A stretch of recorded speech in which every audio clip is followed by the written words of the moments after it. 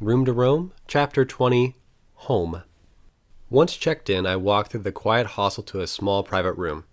As the door closed behind me, the journey I had just undertaken began to set in, but it was 5 in the morning and all I wanted to do was sleep. Dropping my things to the ground, I fell onto the bed, clothes and all, and passed out. Around 10, I woke with blue skies and snow greeting me out the window. I smiled and thought back to the gigantic circle the past 3 months had been. The next day I'll be boarding a plane taking me away from the continent which had been my home for 3 months, away from the tremendous journey I had undertaken and back to the home I was not yet ready to re-enter. After experiencing that kind of freedom for so long, the prospect of going back to a normal life seemed foreign and absurd. I checked my plane ticket anyway and sent my mom an email. Regardless of the heady thoughts racing through my brain, home was home and it beckoned. With a strange apathy, I left the hostel sometime in the early afternoon to walk around Reykjavik. It wasn't that I didn't want to be in the city, I sincerely did, but the finality of the trip was immense and weighed strangely on my shoulders in a way which manifested itself in a kind of stagnation of emotion.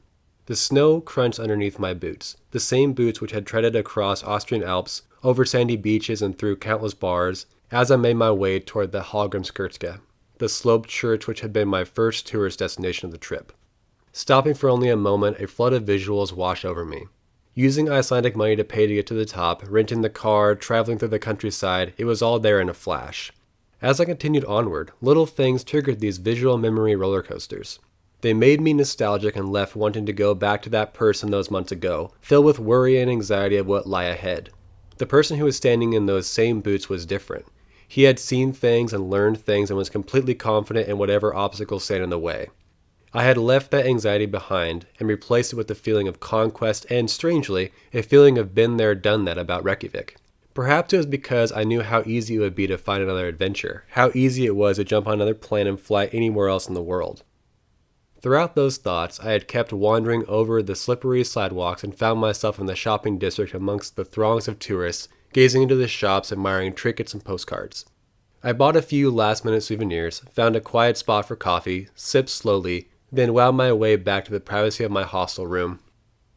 With scarf tucked tightly around my neck, I watched the sunset droop slowly over the hills, extinguishing the light from my last full day in Europe.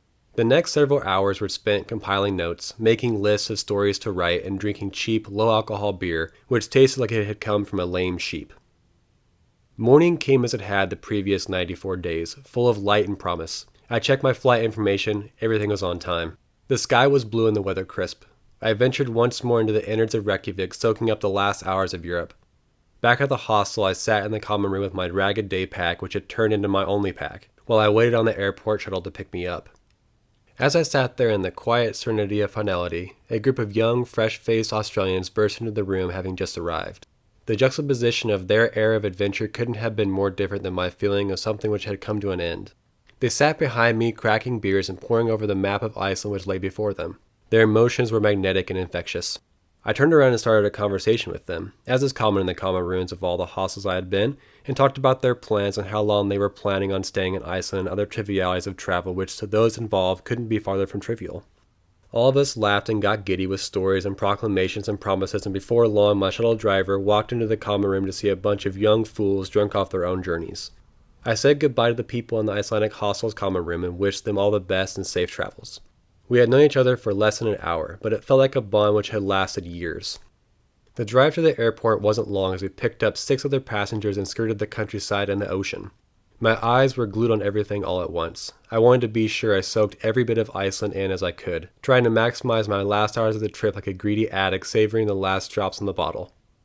I walked past a baggage spot which had been the impetus of my bag lost months ago. Made quick work at the airport security, much easier sober than severely hungover as I had been before, and found my terminal with plenty of time to spare. The plane was on time when I found my window seat. Before I knew it, the plane was soaring, and I watched the ground grow smaller beneath us as we flew northwest. It was to be a 7.5-hour, non-stop flight over the North Pole and into Seattle. Since we left at 4:30 p.m. Iceland time, we would be time traveling at the exact speed the time zones were changing, which meant the beautiful pink haze of just before dawn cast its light over Greenland, eastward through western Canada, soaking the mountains of northern Washington until darkness fell and the Seattle lights flickered near. The plane touched down onto the tarmac and shuttled smoothly to the gate. My heart raced. I was home.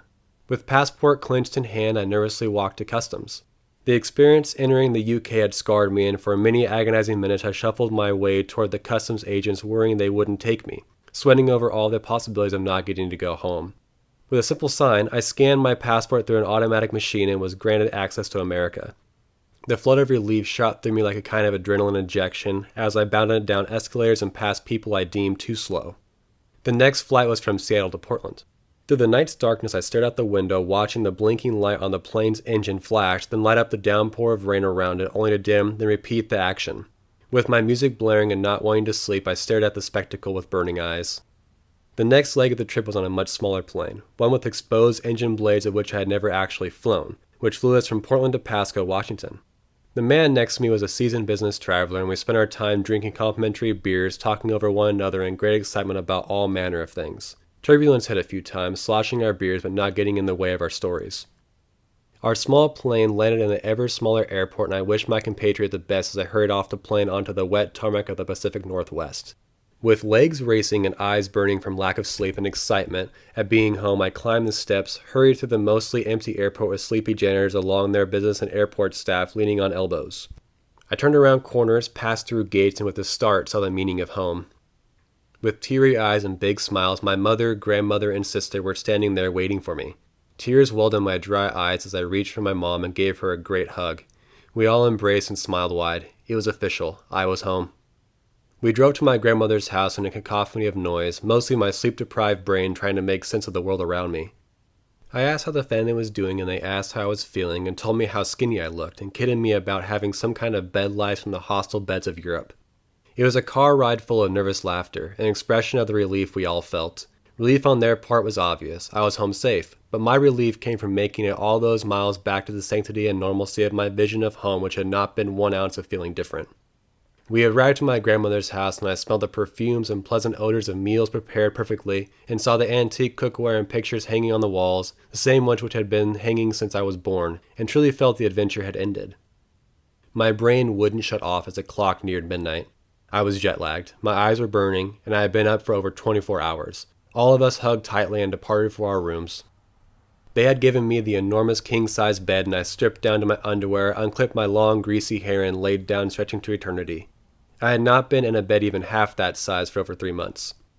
Grabbing my phone, I sent a few messages to friends, letting them know I had made it home safely, then switched to a timer app which I had started the minute I had left my grandmother's house to go to the train station 3 months earlier.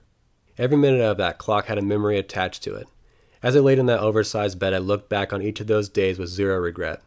Before I left, I told myself to take advantage of every day, every opportunity, always say yes to adventure and no to trepidation. I held myself accountable to those guidelines. And as I laid in that bed looking into the darkness, I was overcome with the outcome. Immensely impressed at the adventure I'd undertaken and not at all saddened by being home. The clock kept counting as my thoughts veered from one extreme to the next until finally I stopped it. With a quick screen capture, I solidified my trip in a few simple numbers. The exact length of my European adventure, the one time in my life thus far where I allowed myself to be completely free and gave myself room to roam, was 94 days, 3 hours, 24 minutes, and 23 seconds. End of chapter.